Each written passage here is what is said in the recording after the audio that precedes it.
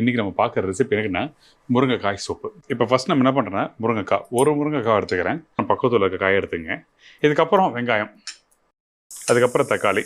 அந்த தக்காளி எதுக்காக சேர்க்குறேன்னா அந்த தக்காளி முக்கியமாக இந்த மாதிரி ரெசிபிகள் பண்ணும்போது நமக்கு அந்த லைட்டாக அந்த ஒரு புளிப்புத்தன்மை தெரியணும்.